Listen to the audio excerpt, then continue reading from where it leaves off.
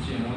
కాగా ఆయన తన తృతీయ కుమారునిగా పుట్టిన వాని యందు విశ్వాసముంచు ప్రతి వాడును నశింపక నిత్య జీవము పొందినట్లు ఆయనను అనుగ్రహించెను. దేవుని ప్రేమికులారా, ఇక్కడ మనం కొన్ని విషయాలు మనము తెలుసుకున్నాము. దేవుడు లోకమును ఎంతో ప్రేమించెను. ఫస్ట్ మొదటిగా దేవుడు లోకమును ఎంతో ప్రేమించెను. లోకం అంటే ఏంటిది?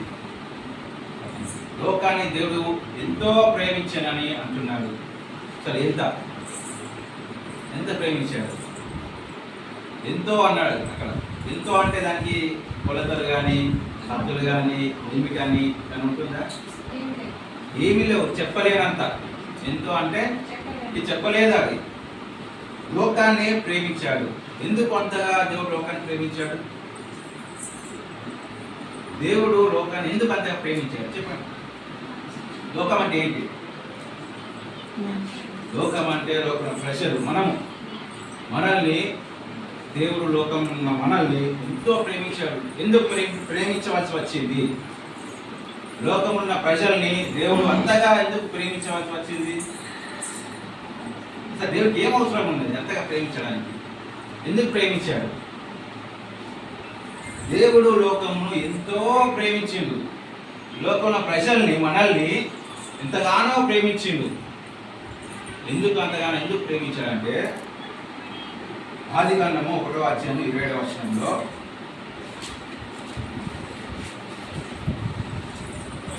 ఆదికాండము 1వ అధ్యాయం 27వ వచనంలో చాలు. ఎందుకు ప్రేమించవలసి వచ్చింది? దేవుడు తన స్వరూపం నరుని అన్నిటిని కూడా నోటితోటి కలగజేసిన దేవుడు ఒక మానవుని తన స్వరూపమందు తన పోలిక చొప్పున తన ఇష్టంగా ప్రేమతోటి మనకైనా నచ్చితే మనం ఎంత శ్రద్ధతోటి, ఎంత ఇష్టంతో, ఎంత ప్రేమగా దాన్ని రూపొందిస్తాం, ఇంత మంచిగా చూసుకుంటాం. అట్లాగే అందుకే దేవుడు లోకమును ఎంతో ప్రేమించింది. ఎందుకు ప్రేమించవలసి అంటే తన స్వరూపమైన ప్రజలను, మన అందరినీ కూడా ఆయన సృష్టించినాడు కాబట్టి అంతగా ప్రేమిస్తున్నాడు. దేవుడు లోకమును ఎంతో ప్రేమించెను. కాగా ఆయన తన అద్వితీయ కుమారునిగా పుట్టిన వాని యందు విశ్వాసముంచు. ఎవరి యందు విశ్వాసం ఉంచాలి?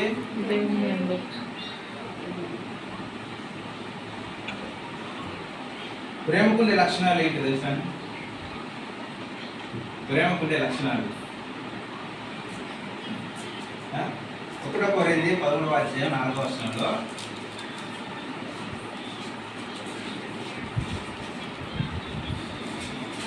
కొరింథీ 11వ అధ్యాయం 4వ వచనం, ప్రేమ దీర్ఘకాలము సహించును, దయ చూపిస్తుంది, ప్రేమ మత్సరపడదు, ప్రేమ డంబంగా ప్రవర్తింపదు, అది ఉప్పొంగదు. చాలు. ఆ అధ్యాయం మొత్తం ప్రేమ గురించి రాయబడి ఉంటుంది. ప్రేమ యొక్క లక్షణాలు మరొకసారి. ప్రేమ దీర్ఘకాలం సహిస్తుంది అంటే ప్రేమ దీర్ఘకాలము. దీర్ఘకాలం అంటే శాశ్వతంగా ఉన్నంత వరకు. దీర్ఘకాలము కొంచెము, కొద్దిగా, కొంతకాలమని కాదు. దీర్ఘకాలము. అది ఎవరిలో ఉన్నది? యేసయ్యలో. మన ప్రేమ ఎప్పటి వరకు ఉంటుంది? 1 నిమిషం పాటు, కాసేపు, కొంతసేపు, 1 రోజు, 2 రోజులు, 10 రోజులు. మన ప్రేమ మారుతూ ఉంటుంది, కానీ యేసయ్య ప్రేమ మారదు. యేసయ్య ప్రేమ ఇప్పుడు చూపిన ప్రేమ దీర్ఘకాలము కూడా. అందుకే దేవుడు లోకంలో ఎంతో ప్రేమిస్తాడు. మన అందరినీ కూడా చాలా ప్రేమిస్తాడు. ఎందుకంటే మనం అంటే ఆయన చాలా ఇష్టం. మనం అంటే ఆయనకు మనం ఎన్ని తప్పులు చేసినా, మనం ఏమి చేసినా, మనం తిట్టినా, మనం దూషించినా, మనం అవమానించినా, ఏం చేసినా మన బిడ్డ, మన కుమారుడు. మనం వదిలిపెట్టినా కూడా తప్పిపోయిన కుమారుడు తండ్రిని వదిలేసి వెళ్ళిపోతే తండ్రి వదులుకున్నాడా? కుమారుడు విడిచిపెట్టాడా? ఎదురు చూసిండు. ప్రేమ నా కుమారుడు మళ్ళా తిరిగి వస్తాడు నా యుద్ధకని. తిరిగి వచ్చినప్పుడు ఏం చేశాడు? కౌలు ఇచ్చుకున్నాడు. వాడు ఎట్టున్నాడు, ఏ స్థితిలో ఉన్నాడు, ఎలాంటి స్థాయిలో ఉన్నాడని ఏం చూడలేదు. కౌలు ఇచ్చి ముందు పెట్టుకున్నాడు. దీర్ఘకాలం దేవుని ప్రేమ దీర్ఘకాలము ఉంటుంది. అందుకే దేవుడు లోకం ఎంతో ప్రేమించింది. ఎంత ప్రేమించాడంటే, నిన్ను నన్ను ఎంతగా ప్రేమించాడంటే, 1 యోహాను రాసిన పత్రిక 4:9 అయితే దేవుడు మన ఎడల తన ప్రేమను వెల్లడిపరుచుచున్నాడు. అనగా మనం ఇంకనూ పాపులమై ఉండగానే క్రీస్తు మన కొరకు చనిపోయించాడు. క్రీస్తు మన కొరకు ఎందుకు చనిపోవాల్సి వచ్చింది? నాకేం అవసరం? మన కొరకు ఎందుకు చనిపోవాల్సి వచ్చింది? ఇంత మన ఘోరము, మన కోసం ఎందుకు చనిపోవాలి? చనిపోయేంత ప్రేమను దేవుడు మన పైన ఉంచుకున్నాడు. అందుకే అక్కడ దేవుడు లోకాన్ని ఎంతో ప్రేమిస్తున్నాడు. ప్రేమ అంటే చిన్న మాట కాదు, దానికి చాలా అర్థం ఉన్నది. ప్రేమకు విలువ కట్టగలమా? ప్రేమకు అసలు విలువ అసలు కట్టనే కట్టలేము.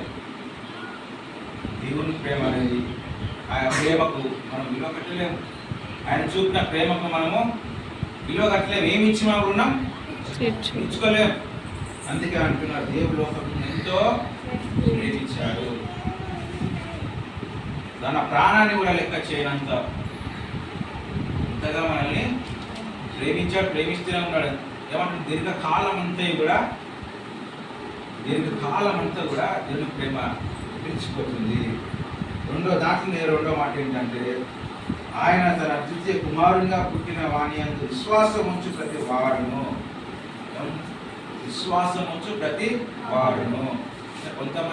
కొద్దిమంది ఒకరు ఇద్దరని రాయబడలేదు. ప్రతి ఒక్కరు విశ్వాసం ఉంచు ప్రతి ఒక్కరు కూడా అని రాయబడిందా? విశ్వాసం ప్రతి ఒక్కరు. విశ్వాసము ఇక్కడ విశ్వాసం అనేది ఏంటి చెప్పండి? విశ్వాసము నమ్మకము రెండు ఒకటా కాదా? చెప్పండి. విశ్వాసము నమ్మకం రెండు ఉంటాయి. విశ్వాసము నమ్మకము రెండు ఒకటా కాదా? చెప్పండి, గట్టి చెప్పండి. ఒకటా కాదా? ఒకటా? విశ్వాసం నమ్మకం రెండు ఒకటా కాదా? చెప్పండి గట్టి, ఒకటా కాదా? కాదా? ఒకటా? ఉదాహరణ చెప్తాను. ఈ వాక్యం అనిపిస్తుంది, ఇది మన కంటికి కనబడుతుంది కాబట్టి మనం నమ్ముతాను. నమ్మకం ఇక్కడ వాటిలో ఏం లేదు, మనం నమ్మకం వాటి ఉందని, అది విశ్వాసం. నమ్మకానికి విశ్వాసానికి తేడా. ఉదాహరణగా బైబిల్లో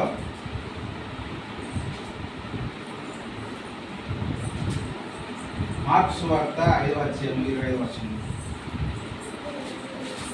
విశ్వాసం అన్నది నిరీక్షింపబడు వాటి యొక్క నిజ స్వరూపమును అదృశ్యమైనవి ఉన్నవనటకు రుజువునై ఉన్నది. విశ్వాసం అంటే ఏంటిది? అదృశ్యమైనవి ఉన్నవనటకు రుజువునై. మీరు నమ్మగలుగుతారా?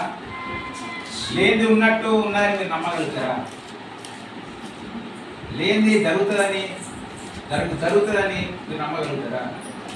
ఎందుకంటే మనకు తెలియదు కాబట్టి మనం నమ్మలేము. అందుకే ఇక్కడ ఏమంటారంటే, విశ్వాసం అన్నది నిరీక్షింపబడే వాటి యొక్క నిజ స్వరూపమై ఉన్నది. విశ్వాసం ఏ విధంగా కలుగుతుంది? మనకు ఎలా కలుగుతుంది విశ్వాసము అది ఏ విధంగా కలుగుద్ది? రోమీయులకు రాసిన పత్రిక 10వ కాగా చాలు. కాగా వినుట వలన విశ్వాసము. దేవుడు ఏమంటాడంటే, దేవుడు లోకానికి ఎందుకు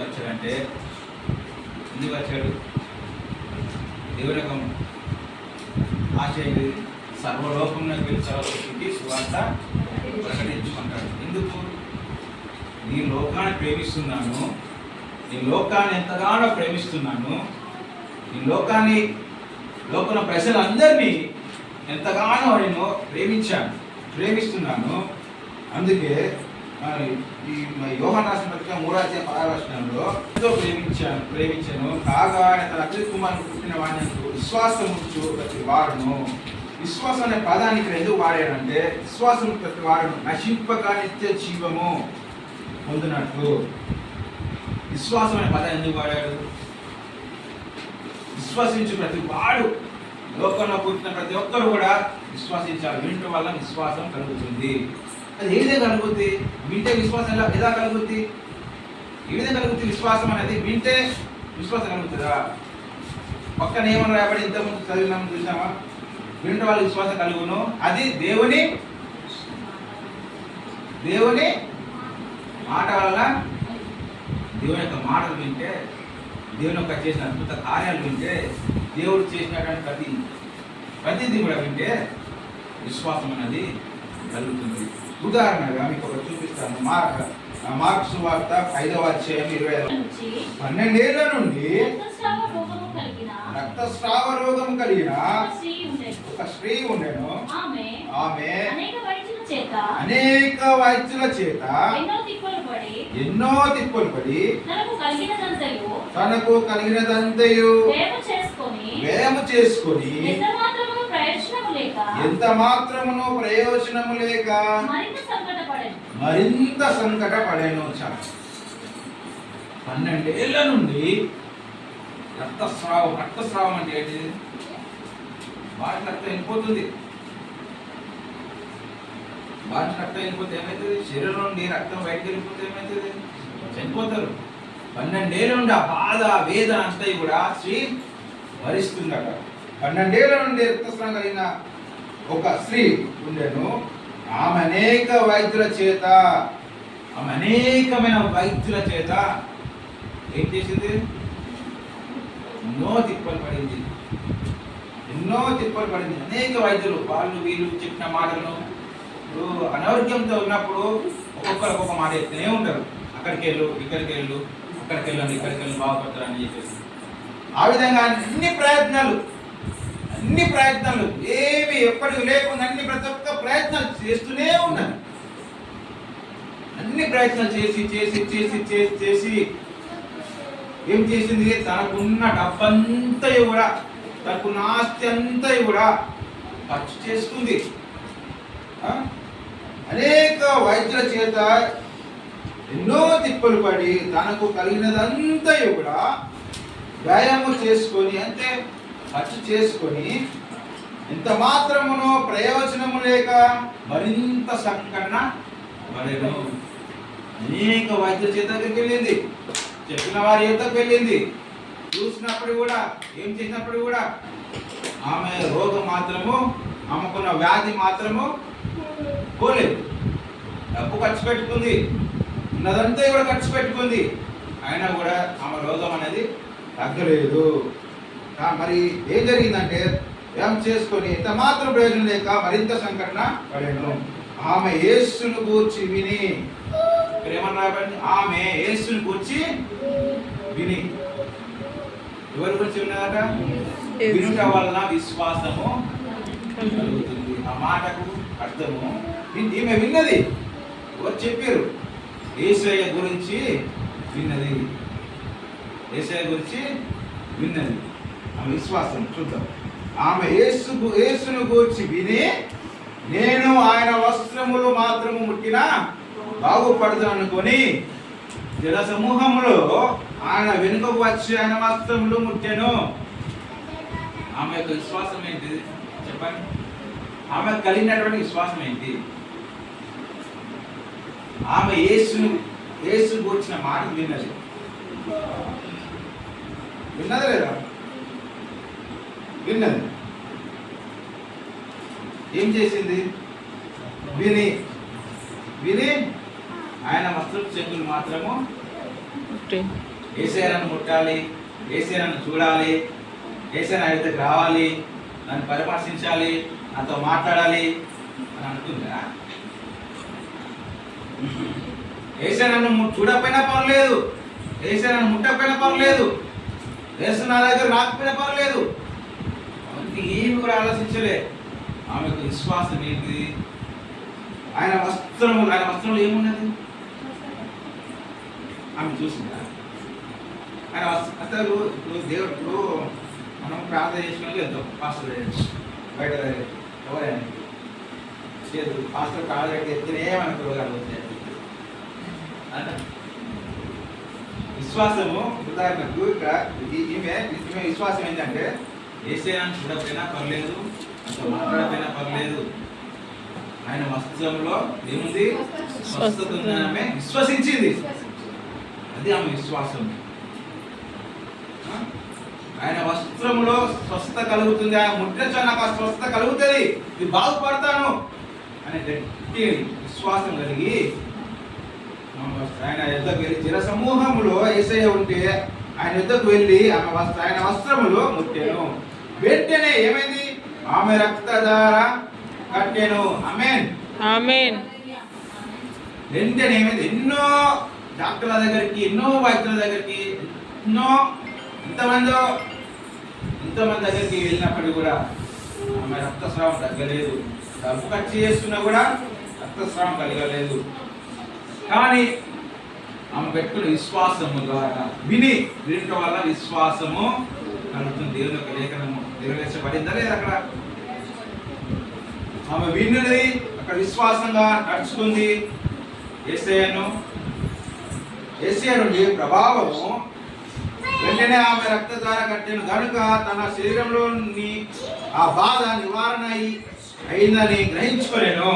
వెంటనే యేసు తనలో నుండి ప్రభావం బయలువెళ్ళనని తనలో తాను గ్రహించి జనసమూహము వైపు తిరిగి నా వస్త్రము ముట్టిన ఎవరని అడగగా ఆయన శిష్యులు జనసమూహము నీ మీద పడుచుంట చూచున్నావే, నన్ను ముట్టిన ఎవరని అడుగుతున్నావా అని ఆ కార్యము చేసిన ఆమెను కనుగొనవలనని ఆయన చుట్టూ చూశాను. అప్పుడు ఆ స్త్రీ తనకు జరిగినది ఎరిగి భయపడి వణుకుచూ వచ్చి ఆయన ఎదుట సాగిలపడి తన సంగతి అంతయు ఆయనతో చెప్పాను. ఆ స్త్రీ ఏం చేసింది? తను చేసిన మొదటి కాన్సెప్ట్ చేసినంతా కూడా, ప్రభువా నేను ఈ విధంగా అటు వెళ్ళినా ఇటు వెళ్ళినా ఏం చేసినప్పుడు నాకు ఏం కూడా జరగలేదు, ఇంత బాధపడ్డాను, ఇంత శ్రమ పడ్డాను, ఇన్ని చేసినప్పుడు కూడా నాకు ఏం కలగలేదు, కానీ నీ పని విశ్వాసం కలిగి ఉన్నాను అని చెప్పుకున్నప్పుడు ముందుకు యేసుప్రభు ఏమంటారంటే అప్పుడు అసలు తనకు జరిగినంతా కూడా భయపడవలసి వచ్చి సగిలపడి తనకంతే చెప్పాను. 34వ వర్షంలో అందుకు ఆయన కుమారి నీ విశ్వాసము నిన్ను స్వస్థపరిచెను. ఆమేన్. నీ విశ్వాసం నిన్ను స్వస్థపరిచెను. ఆమెకి ఏం తెలుసు అండి? అసలు ఆమెకి ఏం తెలుసు? ఆ వస్తువులో స్వస్థ కలుగుతుంది, అది అంది విశ్వాసము.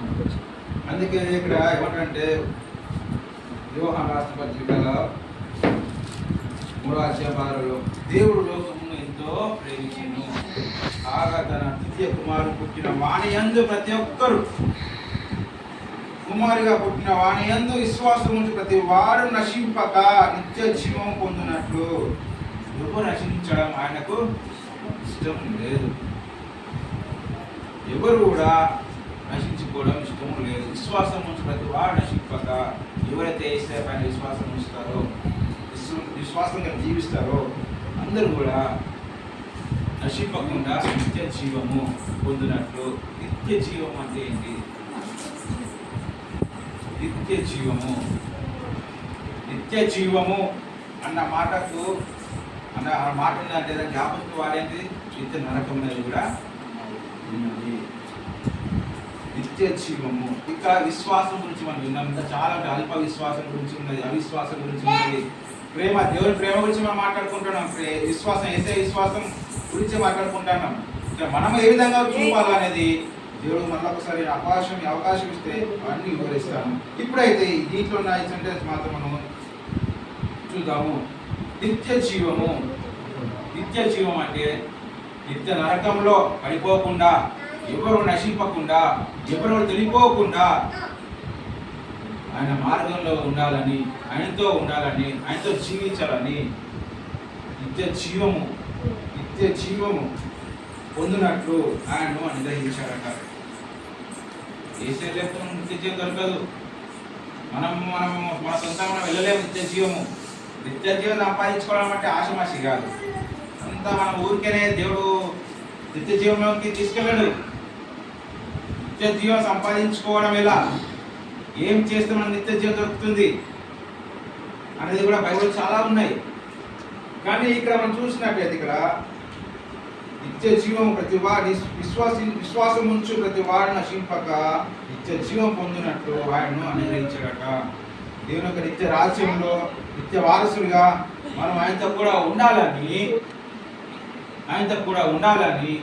దేవుడు మనల్ని ఎంతగానో ప్రేమిస్తున్నాడు.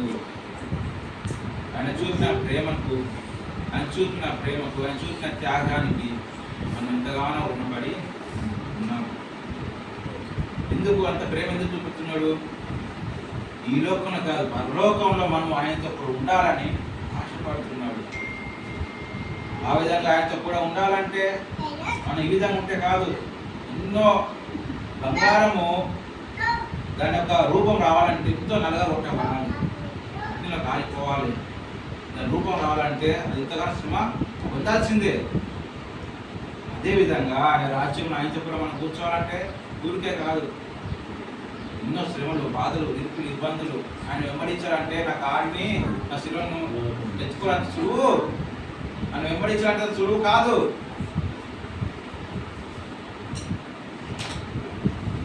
దేవుడు లోకమును ఎంతో ప్రేమించెను, కాగా తన అద్వితీయ కుమారునిగా పుట్టిన వాని యందు విశ్వాసం ప్రతి వాడును